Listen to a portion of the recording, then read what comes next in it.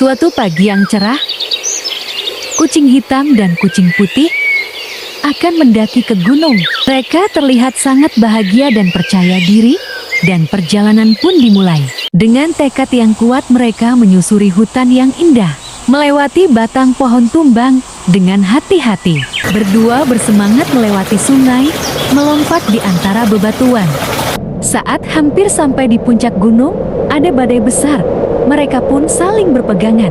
Dengan penuh perjuangan, mereka pun akhirnya sampai di puncak, dan mereka pun tersenyum bahagia. Di puncak mereka menikmati secangkir kopi dan makan bekal mereka.